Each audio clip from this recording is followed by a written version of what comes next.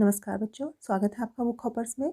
आज हम NCERT class 4th Hindi का चैप्टर 3 किरमिच की गेंद करेंगे। तो चलिए शुरू करते हैं। किरमिच क्या होता है? किरमिच एक तरह का मोटा कपड़ा होता है जिससे बैग और गेंद बनाई जाती है। गर्मी की छुट्टियां थी। दोपहर के समय दिनेश घर में बैठा कोई कहानी पढ़ रहा था।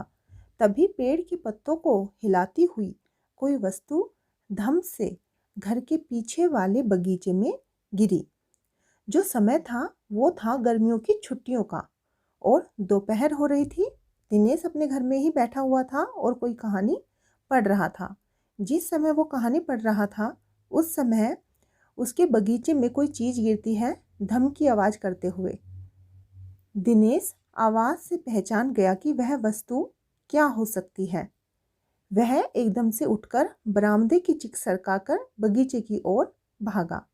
अब जब दिनेश ने आवाज़ सुनी किसी चीज़ के गिरने की तो वो आवाज़ से पहचान गया कि वो चीज़ क्या हो सकती है जो गिरी है। तो वो एकदम से उठा और जो बरामदे में पर्दा लगा हुआ था उसको सरकाकर बगीचे की ओर भागा। अरे अरे बेटा, कहाँ जा रहा है? बाहर लू चल रही है। दिनेश की माँ मशीन चलाते चलाते एकदम जोर से बोली। अब दिनेश की माँ दिनेश से कहती है कि बाहर मत जा, बाहर लू चल रही है। लू गर्म हवा को कहते हैं जो कि गर्मियों के मौसम में काफ़ी चलती है। परंतु दिनेश रुका नहीं। उसने पैरों में चप्पल भी नहीं पहनी। जून का महीना था। धरती तवे की तरह तप रही थी, पर दिनेश को पैरों के जलने की भी चिंता नहीं थी। वह जहाँ से आवाज़ आई थी उसी ओर भाग चला। अब दिनेश को आवाज़ सुन के इतनी ज़्यादा उत्सुकता हुई कि उसने अपने पैरों में चप्पल भी नहीं पहनी। और जो महीना था वो जून का महीना था। उस समय सूरज काफ़ी चमकता है, गर्मी बहुत पड़ती है और जो धरती थी वो बहुत गर्म हो रही थी। तवे की तरह गर्म, मतलब तवा आपने देखा होगा जिस पर रोटियां सेकते हैं, जो काफ़ी गर्म हो जाता है जब उसको आग पर रखते हैं। तो इसी तरह धरती भी बहुत गर्म थी। दोपहर का समय था। लेकिन दिनेश ने इस बात की कोई भी चिंता नहीं की कि उसके पैर जलेंगे और जहाँ से आवाज़ आई उसी ओर वो भागता हुआ चला गया। सामने की क्यारी में भिंडियों के ऊंचे ऊंचे पौधे थे। एक और सीताफल की घनी बेल फैली हुई थी। क्यारियों के चारों ओर हरे हरे केले के वृक्ष लहरा रहे थे। दिनेश ने जल्दी जल्दी भिंडियों के पौधों को उलटना पलटना आरंभ किया। जब वहाँ कुछ नहीं मिला तो उसने सारी सीताफल की बेल छान मारी। अब जब दिनेश बागीचे में गया तो वहाँ पर भिंडियों के पेड़ थे और सीताफल की बेल जो थी वो फैली हुई थी।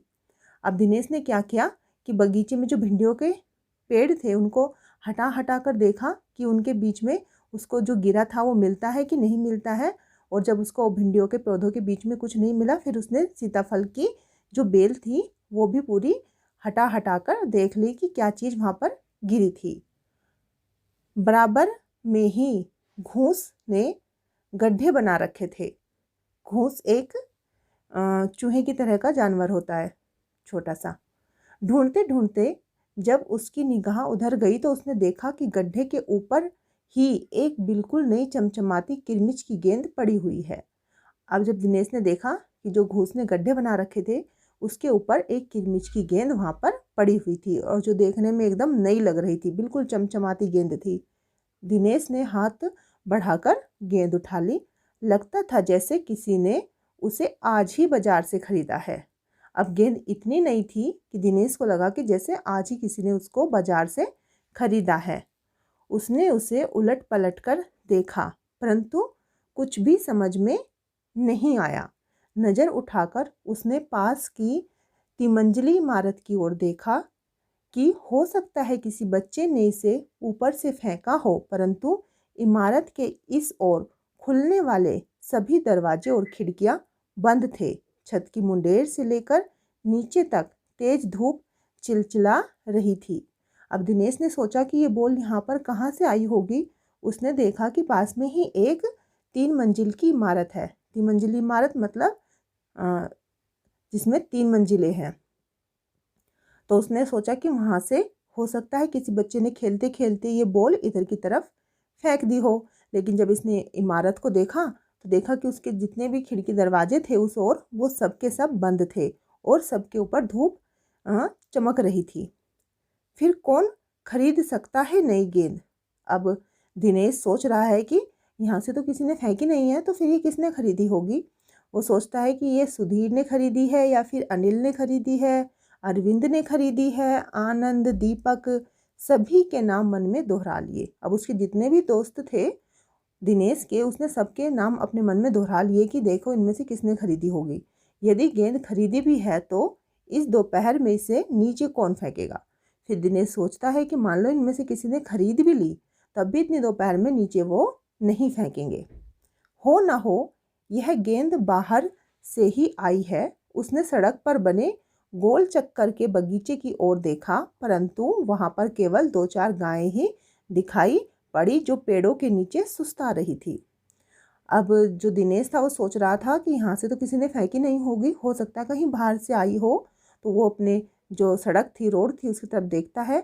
जो रोड पर गोल चक्कर बना हुआ था, गोल चक्कर आपने कभी देखा होगा गाड़ियों के मुड़ने के लिए, रोड के बीच में कहीं कहीं गोल चक्कर बना देते हैं और उसके चारों तरफ रोड होती है जो कि इधर जाती है या इधर जाती है, इस तरीके से बना होता है। तो जो बीच में गोल चक्कर था, दिनेश ने देखा कि वहाँ पर सिर्फ 2-4 गायें बैठी हुई थी और वो भी पेड़ों के नीचे सुस्ता रही थी। मतलब वहाँ पर भी कोई बच्चा उस समय नहीं खेल रहा था।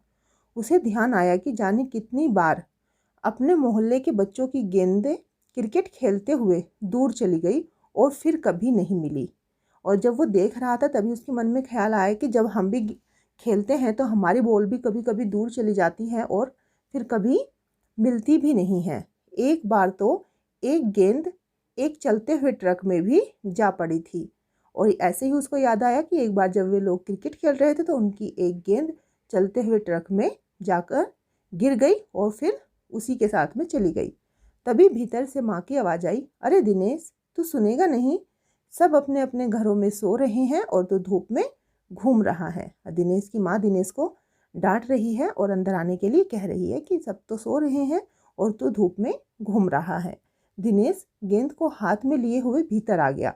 ठंडे फर्श पर बिछी चटाई पर वह लेट गया और सोचने लगा, भले ही यह गेंद मोहल्ले में से किसी की न हो, परंतु ईमानदारी इसी में है कि एक बार सबसे पूछ लिया जाए। अब दिनेश को समझ में तो आ गया कि मोहल्ले में से ये गेंद किसी की नहीं है, लेकिन फिर भी उसने सोचा कि मुझको ईमानदारी रखनी चाहिए और एक बार सबसे पूछ लेना चाहिए। गर्मी की छुट्टियां थी। बच्चों ने खेलने की सुविधा को ध्यान में रखते हुए एक क्लब बनाया हुआ था। उस क्लब में सभी बच्चों के लिए बल्ले थे और गेंद खरीदने के लिए वे आपस में क्लब का चंदा देकर पैसे इकट्ठे कर लेते थे।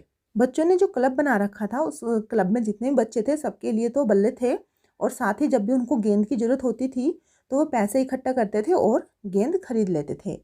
शाम को सारे बच्चे इकट्ठा हुए।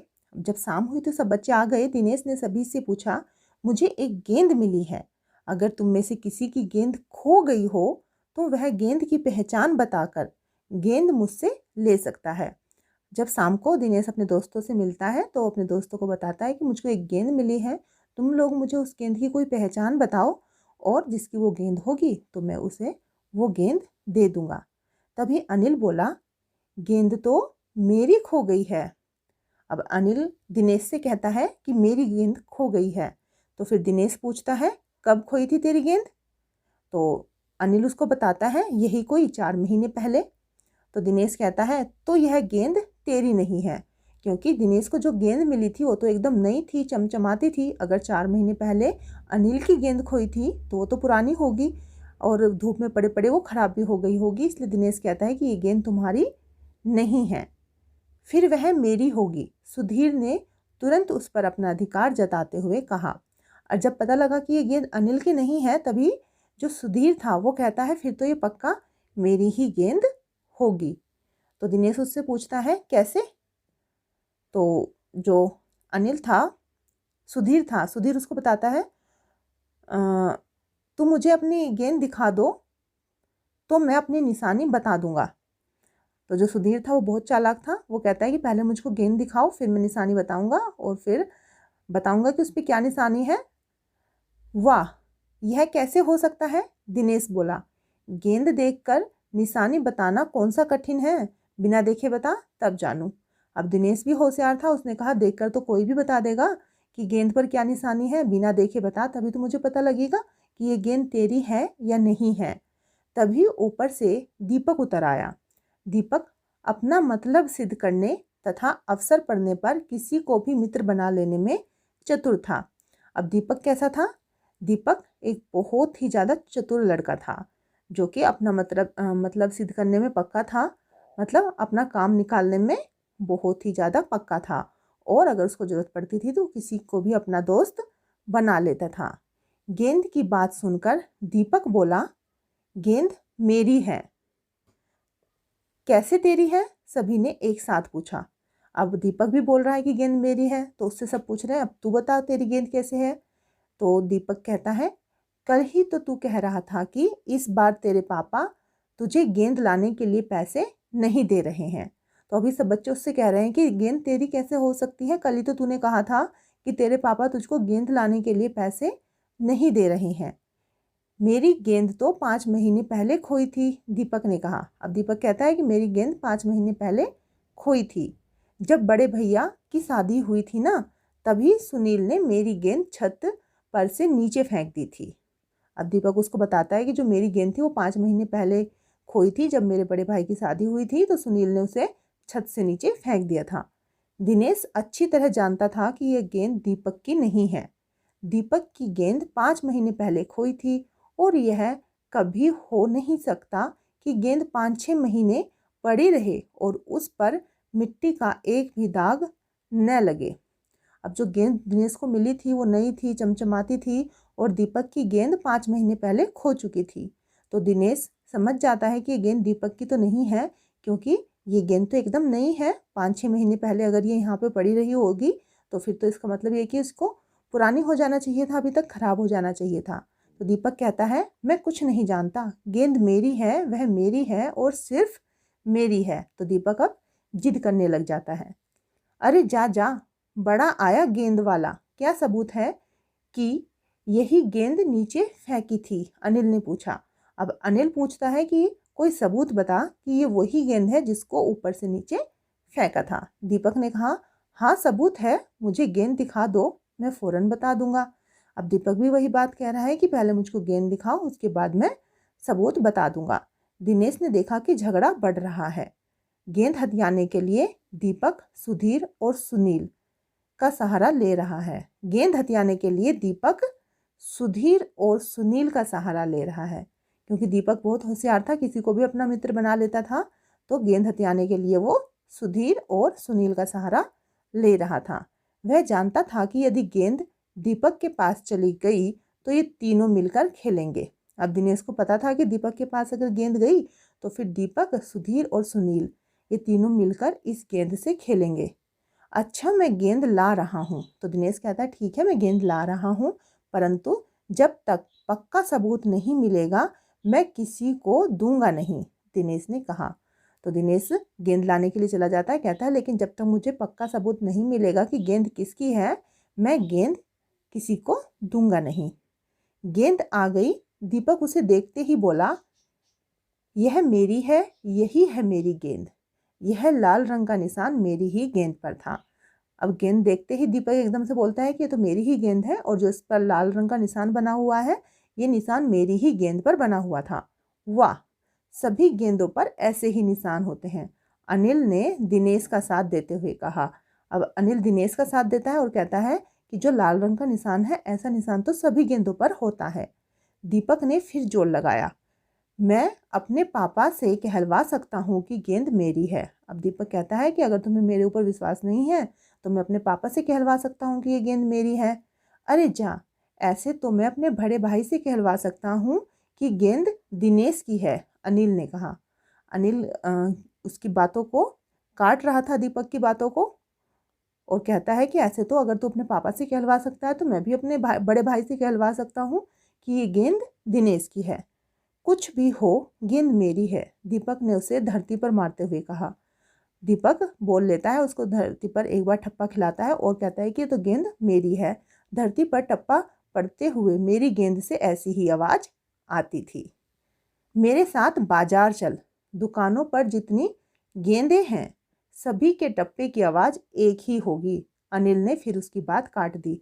अब अनिल भी बहुत होशियार था, तो अनिल उसको कहता है कि चल मेरे साथ बाजार चल, वहाँ पर जितनी भी गेंद है सबको टप्पा मार के देखना, सब में से एक जैसी ही आवाज़ आएगी।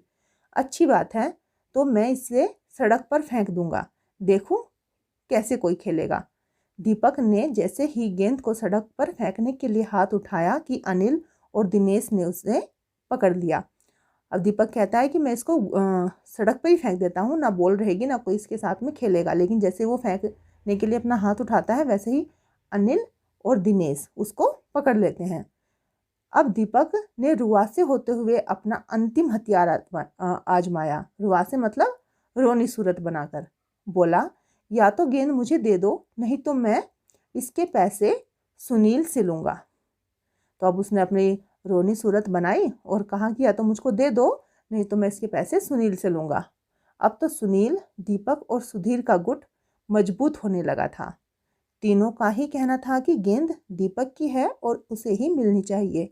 अब ये तीनों एक गुट में थे, सुनील, दीपक और सुधीर। तो ये कहते हैं मतलब पूरी कोशिश कर रहे थे कि किसी भी तरीके से जो बॉल है वो दीपक को मिल जाए। दिनेश तब तक चुप था। वास्तव में दिनेश का मन उस समय सबके साथ मिलकर उस गेंद से खेलने को कर रहा था। अब दिनेश चुपचाप खड़ा हुआ था, लेकिन उसका बहुत मन था कि जब गेंद मिल ही गई है तो क्यों ना उसके साथ खेल लिया जाए। तो दिनेश बोलता है, अब चुप भी रहो, झगड़ा बाद में कर लेंगे, अपने अपने बल्ले ले आओ, पहले खेल ले। तो दिनेश कहता है कि चलो बाद में फैसला करेंगे बॉल किसकी है, पहले अपने बल्ले लेके आओ और इस जो बॉल है, जो गेंद है, इससे पहले हम खेल लेते हैं। 5 मिनट के भीतर ही खेल आरंभ हो गया। दिनेश बल्लेबाजी कर रहा था। अभी 2-4 बार ही खेला था कि वह चमकदार नई गेंद एकदम जोर से उछली और दरवाजा पार कर सड़क पर जाते हुए एक स्कूटर में बनी सामान रखने की जालीदार टोकरी में जा गिरी। अब बच्चों ने खेलना तो शुरू कर दिया और वो थोड़ा सा ही खेले थे, 2-4 बार ही उस बॉल से खेले थे।